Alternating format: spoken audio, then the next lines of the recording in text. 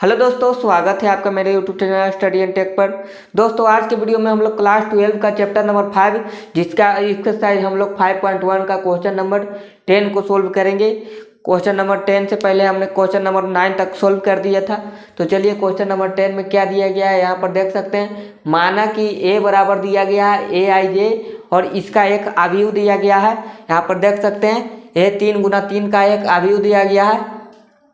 1 -2 5 3 4 -6 9 15 13 इस तरह से दिया गया है। उसके बाद दिया गया है यहाँ पर बी आई जे बराबर, इसको बी आई जे इसलिए सूचित कर रहे हैं क्योंकि ये बी अवयव है, तो बी से ही सूचित करेंगे इसको।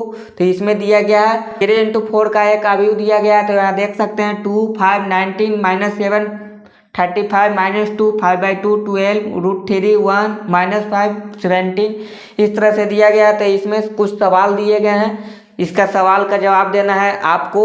इस दोनों अवयव से सवाल पूछा गया है, 5-6 सवाल जो भी पूछा गया है उसका आपको जवाब देना है। तो चलिए हम लोग जवाब की ओर बढ़ते हैं। तो यहाँ पर दिया गया है क्वेश्चन नंबर ए में ए की कोटि क्या होगा। तो ए की कोटि करने का मतलब हो गया कि ऑर्डर, उसका बताइए ऑर्डर क्या होता है। ऑर्डर का मतलब होता है एम एन या आई जे। तो यहाँ पर ऑर्डर गिनेंगे ए के लिए, तो ए का यहाँ पर दिया गया है अवयव ए वाला। तो इसमें से आपको कोटि देखना है कि कोटि क्या होगा। तो यहाँ पर आप लोग कोटि को गिनेंगे तो यहाँ पर देख सकते हैं कोटि कितना हो जाएगा 1 2 3 और इधर से भी 3 है। तो क्या हो जाएगा, इसका कोटि हो जाएगा 3 गुना 3, 3 गुना 3 का कोटि हो जाएगा।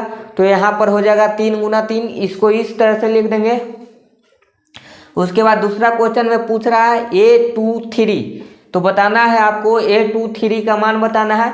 तो यहाँ पर देखेंगे ए वाला में पूरा देखेंगे तो A23, तो इसका कहने का मतलब क्या है, ए हमारा रो है और ये हमारा क्या है, ये हमारा कॉलम है।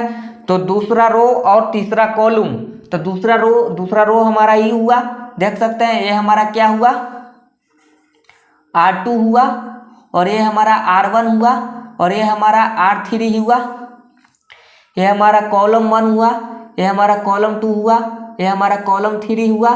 तो यहाँ पर देख सकते हैं कह रहा है कि दूसरा रो और तीसरा कॉलम, तो दूसरा रो और तीसरा कॉलम, तो दूसरा रो तीसरा कॉलम में क्या है, यहाँ पर है -6। तो -6 इस तरह से हम लोग लिख देंगे। तो इसका आंसर आपको समझ में आ गया।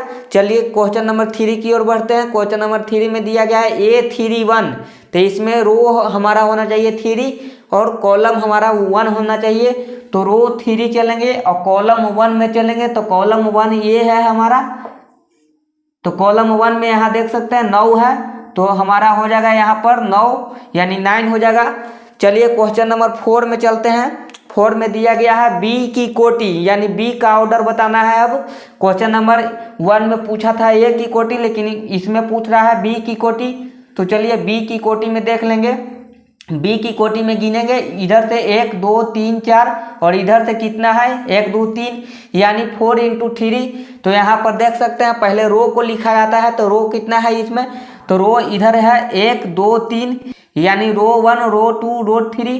तो इसमें हो जाएगा 3 और कॉलम कितना है 1 2 3 4, तो हो जाएगा 4। तो 3 × 4 हो जाएगा बी की कोटि। उसके बाद क्वेश्चन नंबर 5 में देख सकते हैं। क्वेश्चन नंबर 5 में दिया गया है बी में अवयवों की संख्या।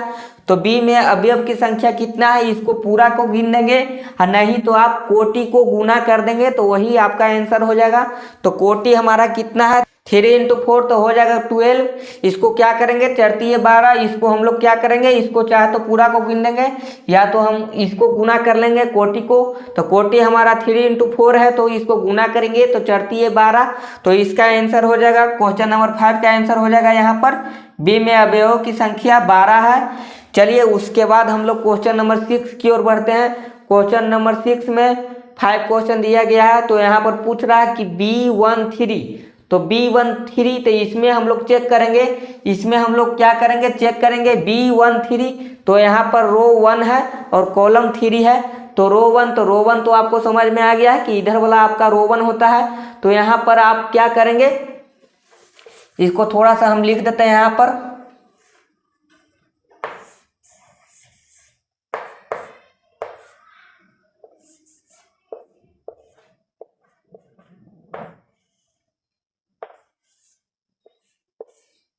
यहाँ पर देख सकते हैं ये हमारा रो 1 हुआ, ये हमारा रो 2 हुआ, ये हमारा रो 3 हुआ, और ये हमारा कॉलम 1, ये हमारा कॉलम 2, कॉलम 3, कॉलम 4। तो देख सकते हैं यहाँ पर कह रहा है कि B1 3, तो B1 तो यहाँ पर रो 1 है, रो 1 है, ये वाला लाइन में चलना है, और यहाँ पर 3 कॉलम है, कॉलम 3 है, तो रो 1 में और कॉलम 3 में चलेंगे तो पहला नंबर पे क्या है यहाँ पर 19 है, तो हो जाएगा यहाँ पर 19। उसके बाद चलेंगे यहाँ पर B21, तो यहाँ पर रो हमारा 2 है और कॉलम हमारा 1 है, तो यहाँ पर चलेंगे दूसरा रो में और कॉलम 1 में, तो यहाँ पर 35 है, तो यहाँ पर लिख देंगे 35। उसके बाद देखेंगे यहाँ पर B33, तो दोनों तरफ से 3 चलना है, रो भी और कॉलम दोनों तरफ से 3 में चलना है, तो यहाँ पर देखेंगे 3 और इधर से 3, तो सबसे नीचे में क्या है यहाँ पर -5 है, तो यहाँ पर लिख देंगे हम लोग -5। उसके बाद देखेंगे यहाँ पर B24, तो B24 में चलेंगे, तो यहाँ पर रो का मान है 2 और कॉलम का मान है 4, तो यहाँ पर रो का मान 2 और कॉलम 4, तो यहाँ पर हो गया 12, तो इसमें आपका आंसर हो जाएगा 12।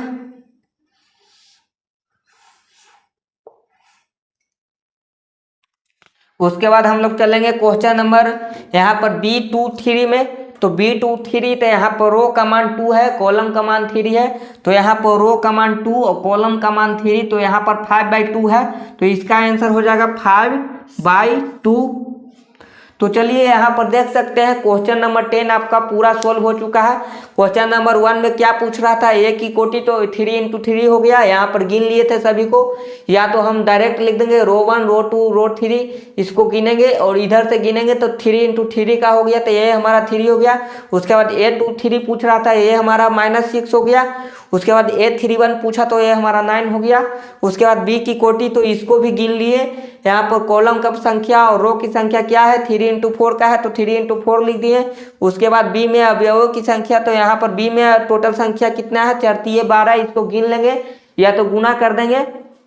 उसके बाद यहाँ पर देख सकते हैं, यहाँ पर छठा में पूछा था B13, तो इस तरह से हम लोग रो 1, रो 2 इस तरह से लिख देने के बाद हम लोग सर्च करेंगे, इसको खोजेंगे कि इसमें है कि नहीं है। तो B13 तो यहाँ पर रो 1 और कॉलम 3, तो उस तरह से यहाँ पर 19 हो गया। उसके बाद यहाँ पर B21 का मान 35 हो गया। उसके बाद यहाँ पर B33 का मान -5 हो गया, B24 का मान 12 हो गया यानी 12 हो गया, और B23 का मान हो गया 5/2। तो यहाँ पर आपका सबका आंसर आ गया है। तो ये हमारा पूरा सोल्व हो चुका है, आप इसको समझ चुके हैं, तो जल्दी से इसका एक स्क्रीनशॉट ले लेंगे। उसके बाद हम लोग क्वेश्चन नंबर 11 को सोल्व करेंगे। क्वेश्चन नंबर 11 में थोड़ा सा क्वेश्चन देखने में बड़ा लग रहा है, लेकिन इसका सॉल्यूशन बहुत आसान है, इजी है। तो यहाँ पर आपको क्या करना है, एक दिया गया है अवयव के रूप में, उसको लिख देना है। यहाँ पर बुक और कलम की बात हो रही है, तो यहाँ पर आपको उसको बॉक्स में इस तरह से लिख देना है। इस तरह से लिख देंगे तो वही आपका आंसर हो जाएगा। तो चलिए हम लोग मिलते हैं नेक्स्ट वीडियो में। तो अभी तक आपने मेरे वीडियो को लाइक नहीं किया, शेयर नहीं किया, तो जल्दी से लाइक करें, शेयर करें और मेरे चैनल को सब्सक्राइब कर दें। Thank you.